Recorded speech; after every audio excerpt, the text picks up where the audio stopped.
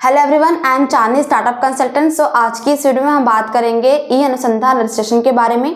क्या होता है ई अनुसंधान रजिस्ट्रेशन, किन लोगों को ये रजिस्ट्रेशन कराना चाहिए, और अगर आप ये रजिस्ट्रेशन करवाते हैं तो इससे आपको क्या बेनिफिट्स मिलेंगे, और इसके अलावा इस रजिस्ट्रेशन को करवाने के लिए आपको किन किन डॉक्यूमेंट्स की रिक्वायरमेंट होगी। तो इस वीडियो को बिना स्किप के एंड तक देखिएगा। तो चलिए शुरू करते हैं।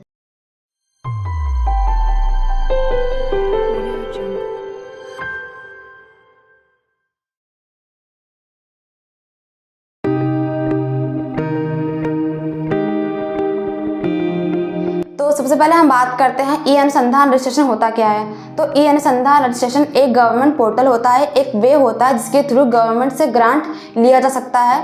और इसमें केवल आपकी जो एनजीओज होती हैं जो सोशल वेलफेयर के रिगार्डिंग वर्क करती हैं, केवल वही एनजीओज या फिर ट्रस्ट या फिर सेक्शन 8 इसके अंदर रजिस्ट्रेशन करा सकती हैं। तो इसके बाद हम बात करें कि अगर आप ई अनुदान में रजिस्ट्रेशन कराते हैं तो इससे आपको क्या बेनिफिट होता है। तो इसके अंदर जो मेजर बेनिफिट्स होता है वो यही होता है कि हमारे जो गवर्नमेंट है वो time to time social welfare के रिगार्डिंग ग्रांट्स निकालती रहती है, फंड निकालती रहती है, स्कीम्स निकालती रहती है। तो आप उन सभी स्कीम्स को लेने के लिए आपकी एनजीओ एलिजिबल हो जाती है। सो ये मेन मेजर बेनिफिट्स होता है ई अनुसंधान रजिस्ट्रेशन को लेने का।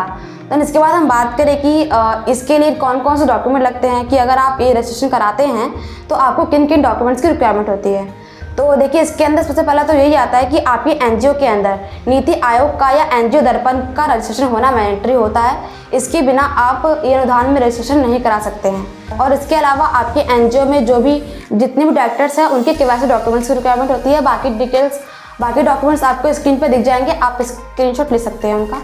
सो आई होप आपको ये सारी चीज़ें समझ में आ गई होंगी। तो अगर आपको इस रजिस्ट्रेशन के लिए कोई भी डाउट्स रहता है या फिर आपको किसी और रजिस्ट्रेशन की रिक्वायरमेंट होती है तो आप स्क्रीन पर दिए गए नंबर पर कॉन्टैक्ट कर सकते हैं या फिर हमें कमेंट बॉक्स पर कमेंट कर सकते हैं। Thank you so much.